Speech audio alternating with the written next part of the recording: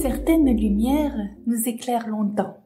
En ces temps de l'Avent, je vous invite à réfléchir à la couronne de l'Avent, à ces lumières. Les bougies de la couronne sont là pour faire entrer un peu par effraction une nouvelle lumière dans notre maison.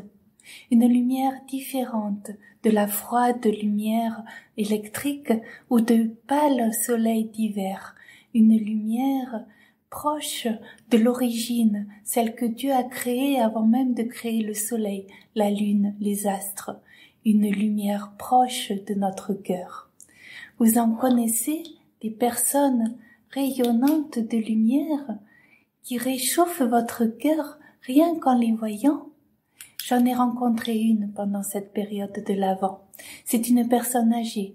Elle a plus de 100 ans.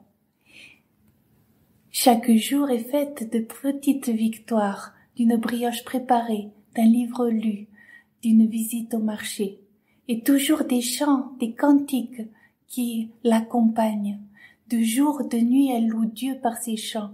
Elle doit bien en connaître une centaine qu'elle a apprises enfant.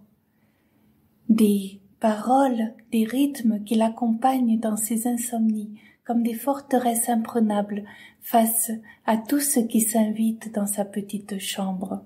Le travail obligatoire pour les nazis, le grand malheur des camps de concentration, et cette nuit où les gendarmes sont venus pour emporter toute la famille.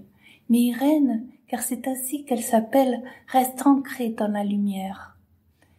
Elle a construit sa maison sur le roc, comme Jésus nous y invite. La pluie est tombée, les torrents ont dévalé, les vents ont soufflé et se sont abattus sur la maison.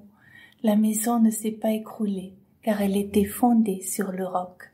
Matthieu 17. Malgré les intempéries de sa vie, elle est restée debout, ancrée dans sa foi face à la tourmente.